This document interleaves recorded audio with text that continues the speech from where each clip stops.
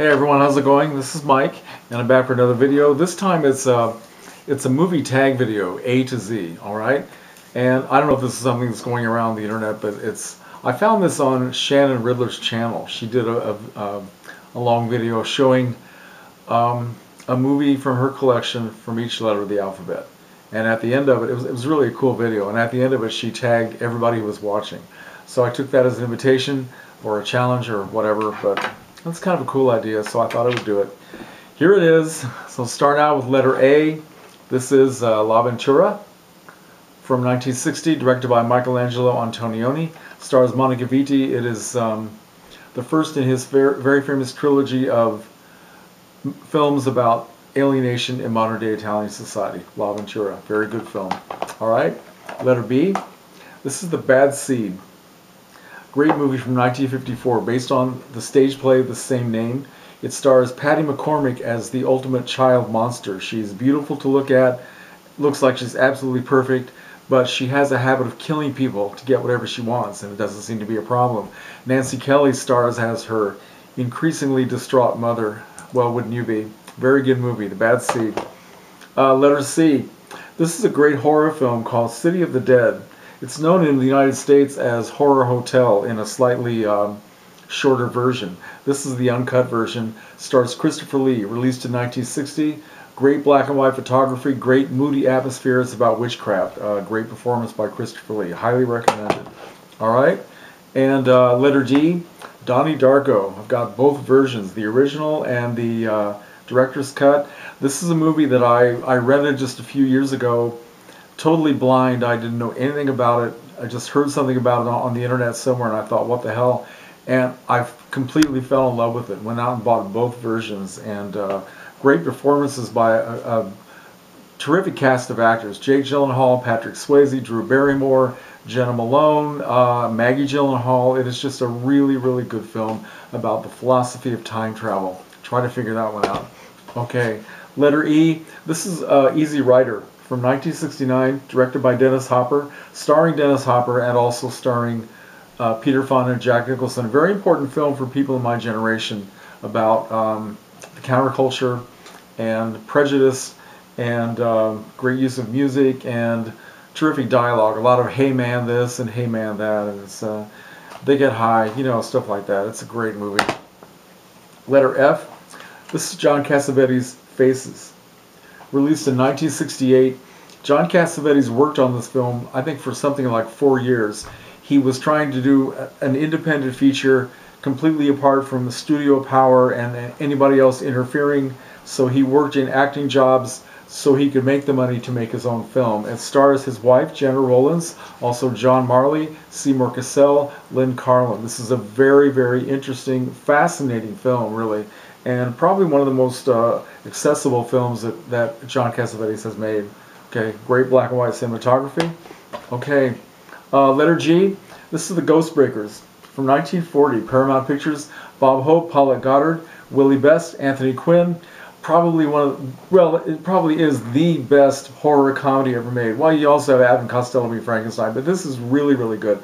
Bob Hope is very funny in this, and Paulette Goddard is gorgeous and energetic and lively, and it also has some very creepy moments. There's a very, very good ghost scene in this. I think a lot of you have seen it, you know what I'm talking about.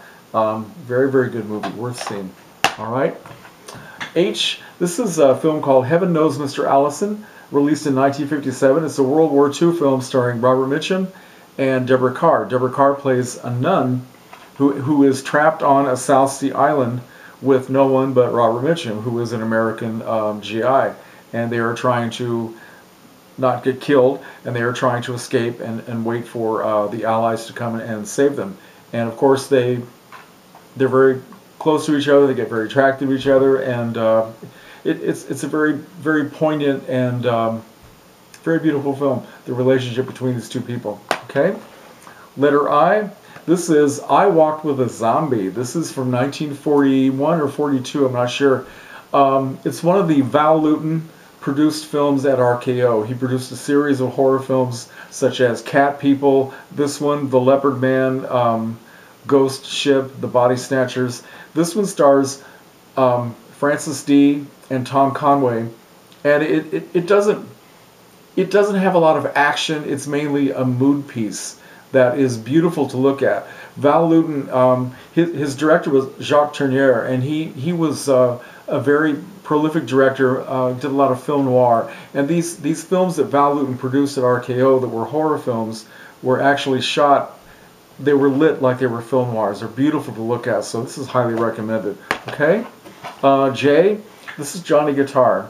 This is a very creepy and strange Western, very unusual, from 1954, directed by Nicholas Ray, the same guy who did In a Lonely Place and Rebel Without a Cause. This stars Joan Crawford, Sterling Hayden, Scott Brady, Mercedes McCambridge. Joan Crawford plays a saloon owner named Vienna who has a deep, dark past, and she's involved with this man who calls himself Johnny Guitar, played by Sterling Hayden, a man from her past. And it has to do with crime and robbery and all sorts of nonsense, and the rivalry between two women who just hate the hell out of each other, played by Joan Crawford and Mercedes McCambridge. And they hate each other in real life too, so it made it kind of interesting. All right, K. This is King Creole, an Elvis Presley film from 1958. And don't let the colorful picture on the cover fool you. This is a black and white film. It's very serious. It does have music in it. But this is during the period when Elvis Presley was just starting out as an actor, and he was giving some very good and very serious acting performances. And it was a period when he had the opportunity to become really a great dramatic actor. And this is a very, very well done film. Unfortunately, soon after this, his manager, Colonel Tom Parker, decided that he should just keep remaking Blue Hawaii all over again. So, I mean, over and over again. Okay, I'm babbling. L. This is David Lynch's film Lost Highway, starring Bill Pullman, Patricia Arquette, Balthazar Getty, and it's hard to describe this movie, but it is one of the weirdest things you will ever see. I mean, true David Lynch weirdness, and it's also mesmerizing to look at. Okay, Lost Highway. M. Maltese Falcon, Humphrey Bogart. What can I say? It doesn't get any better than this. The stuff that dreams are made of, right? Okay. For the letter N, this is a film called The Nines, starring Ryan Reynolds, Hope Davis, and Melissa McCarthy. I picked this up a few years ago for $3 at Big Lots, knowing absolutely nothing about it. I never heard of it before, and I love it. It's a great movie. It has a great story about, what is it about? It's about sort of like divine beings who control the world, and they can change human lives and landscapes any way they want. It's a fascinating movie, and the first time I ever saw Ryan Reynolds in a film. Pretty good actor. All right, letter O. This is Of Human Bondage, released by RKO in 1934. This is the film that made Bette Davis into a star. Before that, she had been doing very small roles in a lot of programmers, and slowly building up a career, getting more and more attention. But she was unhappy with the kind of work she was getting, so she heard about this film being made at RKO. She was under contract at Warner Brothers. She badgered Jack Warner, the head of Warner Brothers Studio, for weeks to let her go and make this film. And he finally got sick of arguing with her, and he said, "Go ahead and do it. Go ahead and hang yourself, because nobody's going to want to see you after you play this hateful character." Well, he was wrong, because she made a big hit. It's a fascinating performance by Bette Davis. All right. Letter P. This is a movie called Picnic, from 1955. It stars William Holden, Kim Novak, and Rosalind Russell, and it's probably one of the most beautiful romantic stories ever made. Okay, Picnic. Kim Novak is absolutely, what's the word I'm looking for? Just absolutely perfect and very poignant and very sad and believable in this movie. All right. Okay. This is Quadrophenia. This is a British film. This is a Criterion Collection film, by the way. And it has to do with, it's a coming-of-age story for about a young man in London. It's based on a rock opera by The Who, which called Quadrophenia, and they adapted it for a film. So it's not so much about The Who's music, really, at all, but it just has to do with the story about youth in London during the early 60s, the antagonism between the two groups known as the Mods and the Rockers, okay? So, which doesn't mean much to people in America, but it's fascinating to look at, and it's done very well. Sting is also in this. He has a very small part in it. Okay? Letter R. This is a Marilyn Monroe classic called River of No Return, which also stars Robert Mitchum. And it's a very good adventure story about people who are traveling down a river and fighting the rapids and all this sort of thing. And it's just a very good movie, very good adventure. All right. S, Sunset Boulevard, classic film noir and also one of the best stories about Hollywood ever made. This was released in 1950. It stars Gloria Swanson, who was a huge silent film star and then did not make a film for many years. And she plays a silent film star in this movie who's trying to make a comeback. And she was not playing herself because the woman in this, Norma Desmond, is very sad, very pathetic, very delusional, all of which Gloria Swanson was not. She was a very intelligent and very successful and a very healthy woman. But she understood this part very well and she played it very well. And it also stars Erich von Stroheim and William Holden. And directed by Billy Wilder. Classic movie. All right. This is the TAMI show. TAMI stands for, what does it stand for?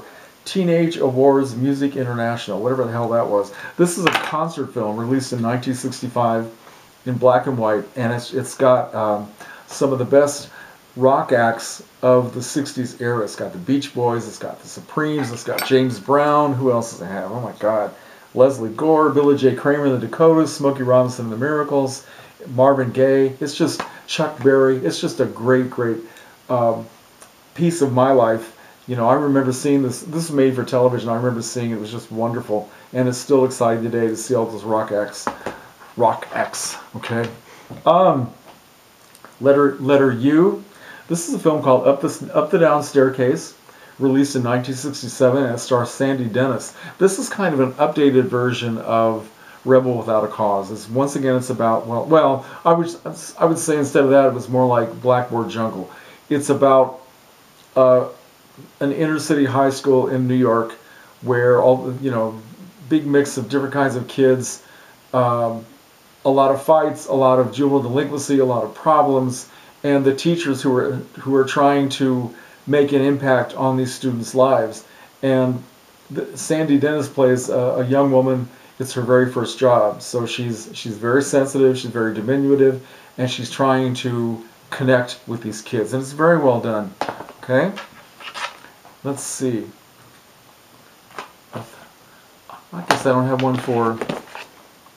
I left out the letter B. I have no idea why I did that. Okay. I don't have a letter V. Sorry. So I'll go right to W. This is Woodstock, all right? Woodstock, the movie, released in 1970, has very little to do with Woodstock, the reality. Woodstock was a weekend concert up in upstate New York where 400,000 kids showed up, a lot of them breaking down the fences and going in for free, which meant that it was a mob scene. There weren't enough bathrooms, there wasn't enough food, it rained. The people who ran the show lost all kinds of money because most of the people there were not paying. They didn't have tickets. The music was hard to hear because most people were so far away from it. People died of overdoses. It was basically a mess. There were bad acid going around, and did I mention that it rained? Okay, so it was over in one weekend, finally. But then they made this movie. They released this movie in 1970. Somebody who was producing this film, producing this concert, had the intelligence to film pretty much everything they were doing. Excuse me, starting with mowing down the grass in the field.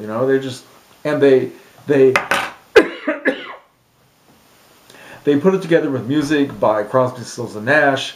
They made it into a myth. It was a mythological experience. So Woodstock, the film, became Woodstock, the religious happening that continued on even after Woodstock had long been over with. And I remember, I didn't actually go to see this when it first came out. I saw it maybe 5 or 6 years later. But, I mean, everybody knew about this. And because of Woodstock, all of us, in a sense, were there. And some of us never left. And I still love this film today. Great music, great crowd scenes. It's all kind of manipulated, but it shows the good stuff. It doesn't really show the bad stuff. I don't have too many films with X. This is Roger Corman's X, The Man with X-Ray Eyes, starring Ray Milland as a scientist who's trying to find a way to improve vision to the point where you can see anything. And unfortunately, he gets what he bargained for. All right? Let's see. This is Why is the Year of Living Dangerously? This is a film from, I believe, 1983. I think it is.